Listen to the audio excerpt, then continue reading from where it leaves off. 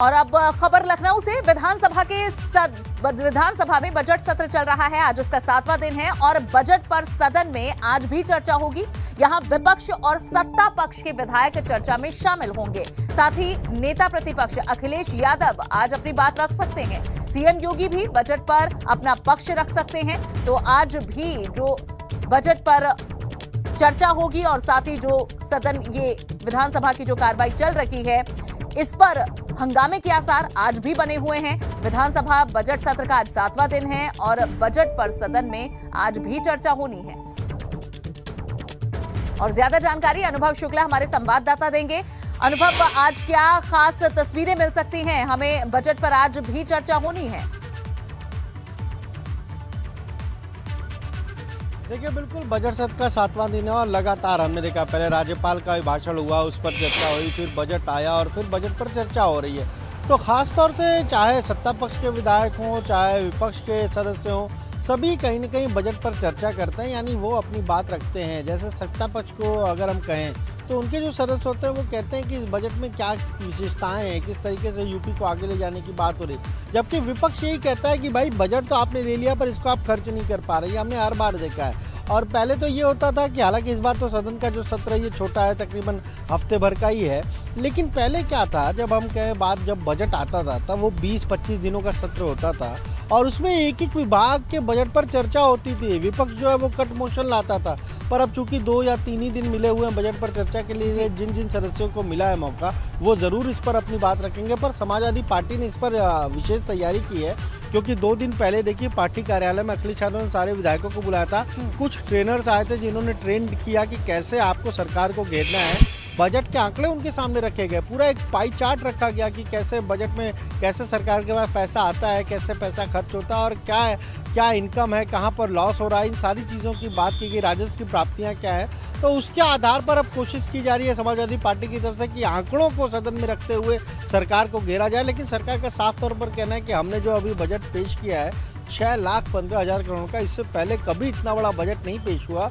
और हम चाहे 2022-23 की इस बजट की बात करें, इससे पहले 21-22 की बात करें, 19-20 की बात करें, 20-21 की बात करें, तो हर बार जो हम बजट लेकर आए उसका हमने सदुपयोग किया, यूपी के विकास में उस पैसे का इस्तेमाल किया है। हालांकि जो डेप्थ है वो भी लगातार बढ़ती जा रही है, यानी जो हम कह राजस्व घाटा है, राजकोषीय घाटा जो होता है वो भी बढ़ता जा रहा है। पर वो ज़रूर कहीं न कहीं एक चिंता की बात होगी सरकार के लिए भी। और आज के सत्र में भी कुछ हंगामा ज़रूर हो सकता है, क्योंकि क्वेश्चन आवर में भी हमने देखा 2 दिन पहले कैसे जब प्रश्न का जवाब दे रहे थे तो उस पर भी समाजवादी पार्टी के जो सदस्य थे वो हंगामा करने लगे जब जवाब से संतुष्ट नहीं हुए।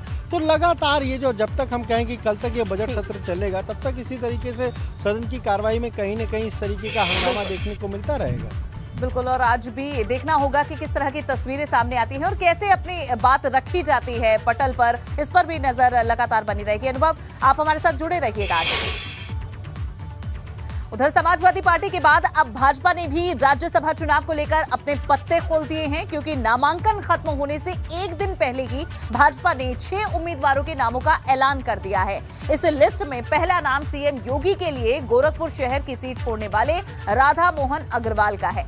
दूसरा नाम भाजपा के पूर्व प्रदेश अध्यक्ष और ज्वाइनिंग कमेटी के अध्यक्ष लक्ष्मीकांत वाजपेयी का है। वहीं तीसरा नाम मौजूदा राज्यसभा सांसद सुरेंद्र सिंह नागर का है, जबकि चौथा नाम बाबू राम निषाद, पांचवा नाम दर्शना सिंह, छठा नाम है संगीता यादव का। लेकिन सबसे खास 7वीं सीट के लिए उम्मीदवार कौन होगा इसका ऐलान नहीं किया गया है। संख्या बल के हिसाब से भाजपा 7 सीटें आसानी से जीत सकती है। अब ये 7वां नाम किसका होगा इसी पर सभी की निगाहें टिकी हैं। संख्या बल के हिसाब से 3 सीट पर सपा और 7 सीट पर भाजपा की जीत तय है, लेकिन असल लड़ाई 11वीं सीट के लिए ही है, जिसके लिए सपा और भाजपा दोनों के पास ही 14-14 वोट बचेंगे। मतलब जीत के लिए जरूरी संख्या बल दोनों में से किसी के पास नहीं है। अब ये 11वीं सीट किसके खाते में जाएगी, ये बड़ा सवाल है। और अनुभव शुक्ला हमारे संवाददाता हमारे साथ बने हुए हैं।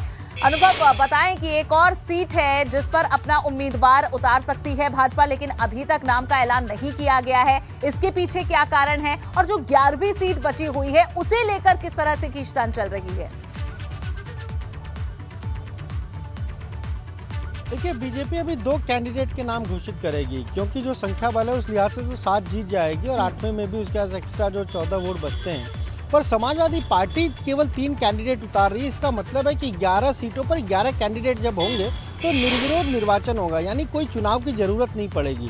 और इसीलिए हम कह रहे हैं कि बीजेपी 8 उम्मीदवार उतारेगी, 3 समाजवादी पार्टी के होंगे, कोई चुनाव नहीं होगा। ये तैयारी दोनों पार्टियों की है। समाजवादी पार्टी भी इस कोशिश में है कि वो चौथा कैंडिडेट उसने अब तक नहीं दिया। अगर वो चाहती तो चौथा कैंडिडेट दे देती, क्योंकि उसके पास स्पेयर वोट थे, 3 के बाद भी कुछ वोट बच रहे थे। पर उसने इस तरीके की स्ट्रेटजी नहीं अपनाई और वही बीजेपी की भी स्ट्रेटजी है। 7 तो आसानी से जीत जाएंगे, पर जब तीसरा वहाँ पर है, चौथा नहीं उतरा है, तो 8वां आसानी से उतारेंगे और वो जीत जाएगा।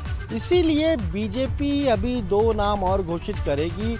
वो 2 नाम कौन होंगे ये बहुत महत्वपूर्ण हो जाता है, क्योंकि जफर इस्लाम को कहा जा रहा था कि वो रिपीट होंगे उत्तर प्रदेश से, पर उनका नाम कल जो लिस्ट आई उसमें नहीं है।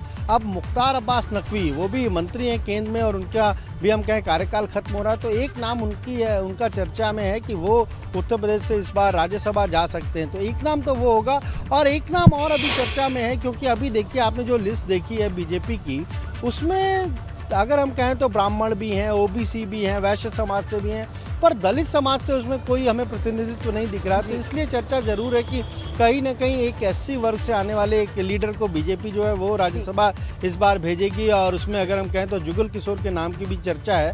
तो अब देखना है कि बीजेपी वो लिस्ट कब तक जारी करती है, क्योंकि 31 यानी कल जो है वो लास्ट डेट है नॉमिनेशन का।